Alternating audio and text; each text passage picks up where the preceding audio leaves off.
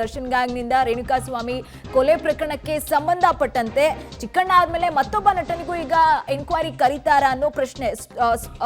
Stony Brooke ಪಬ್ನಲ್ಲಿ ಇನ್ನೊಬ್ಬ ನಟ ಇದ್ರಾ ಅನ್ನೋ ಪ್ರಶ್ನೆ ಈಗ ಮೂಡ್ತಾ ಇರುವಂತದ್ದು. ಚಿಕ್ಕಣ್ಣ ದರ್ಶನ್ ಬಿಟ್ಟು ಮತ್ತೊಬ್ಬ ನಟ ಇದ್ರು ಅನ್ನೋ ಮಾಹಿತಿ ಈಗ ಪೊಲೀಸರಿಗೆ ಸಿಗ್ತಾ ಇದೆ. 2 ಸಿನಿಮಾಗಳಲ್ಲಿ ಈ ನಟ ನಟಿಸಿದ್ದಾರೆ ಅನ್ನೋ ಮಾಹಿತಿ ಕೂಡ ಸದ್ಯಕ್ಕೆ ಸಿಗ್ತಾ ಇದೆ. ಇದೀಗ ನಟನಿಗೆ ನೋಟಿಸ್ ನೀಡುವ ಸಾಧ್ಯತೆ ದಟ್ಟವಾಗಿ ಕಾಣ್ತಾ ಇದೆ. ನೋಟಿಸ್ ಕೊಟ್ಟು ವಿಚಾರಣೆಗೆ ಬರಬೇಕು ಅಂತ ಸೂಚನೆಯನ್ನ ಪೊಲೀಸರು ಕೊಡ್ತಾರೆ ಅನ್ನೋ ಮಾಹಿತಿ ಸದ್ಯಕ್ಕೆ ಸಿಗ್ತಾ ಇರುವಂತದ್ದು.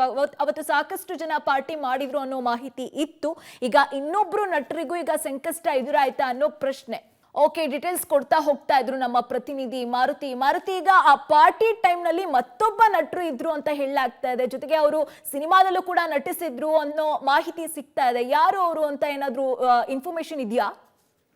ಖಂಡಿತ ಚಂದನ, ಮತ್ತೊಬ್ಬ ನಟನಿಗೆ ಈಗ ಸಂಕಷ್ಟ ಶುರುವಾಗಿರುವಂಥದ್ದು. ಏನು ಶನಿವಾರ ಕಳೆದ ಜೂನ್ 8ನೇ ತಾರೀಕು ಶನಿವಾರ ಏನು ವಿನಯ್ ಮಾಲೀಕತ್ವದ ಬ್ರೂನಿ ಸ್ಟೋನ್ ಅಂತ ಏನು ಪಬ್ ಅಂಡ್ ರೆಸ್ಟೋರೆಂಟ್ ಇದೆ, ಇಲ್ಲಿಗೆ ಆ ನಟನು ಕೂಡ ಪಾರ್ಟಿಯಲ್ಲಿ ಭಾಗಿಯಾಗಿದ್ದ ಅನ್ನೋದ್ರ ಬಗ್ಗೆ ಪೊಲೀಸರಿಗೆ ಖಚಿತ ಮಾಹಿತಿ ಸಿಕ್ಕಿರುವಂಥದ್ದು.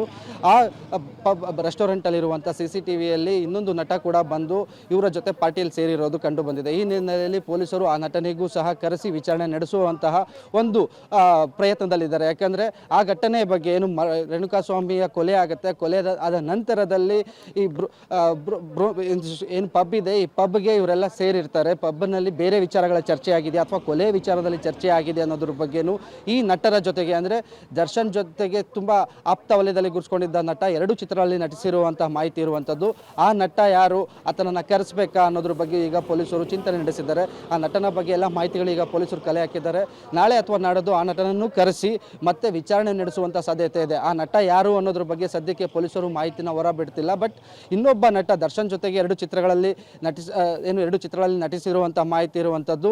ಮತ್ತೆ ಇದೇ ರೀತಿಯ ಪಾರ್ಟಿಗಳಲ್ಲಿ ಭಾಗಿಯಾಗ್ತಿದ್ರು. ದರ್ಶನ ಆಪ್ತ ವಲಯದಲ್ಲಿ ಗುರುಸ್ಕೊಂಡಿರೋ ನಟ ಅಂತಲೂ ಸಹ ಹೇಳಲಾಗ್ತಿರುವಂಥದ್ದು. ಈ ನಟನನ್ನು ನಾಳೆ ಕರೆಸುವಂಥ ಸಾಧ್ಯತೆ ಇದೆ. ಕರೆಸಿದ ನಂತರದಲ್ಲಿ ಆ ಏನು ರೆಸ್ಟೋರೆಂಟಲ್ಲಿ ಯಾವ ವಿಚಾರಗಳ ಬಗ್ಗೆ ಚರ್ಚೆ ಆಯಿತು, ಬರೀ ಊಟಕ್ಕೆ ಈಗ ಚಿಕ್ಕಣ್ಣ ಅವರು ಏನು ಪ್ರಸ್ತಾಪ ಮಾಡಿದ್ರು, ನಮಗೆ ಫೋನ್ ಮಾಡಿದ್ರು ಊಟಕ್ಕೆ ಬನ್ನಿ ಅಂತ, ಊಟಕ್ಕೆ ಹೋಗಿದ್ವಿ ಅಂತ ಹೇಳ್ತಿದ್ದಾರೆ.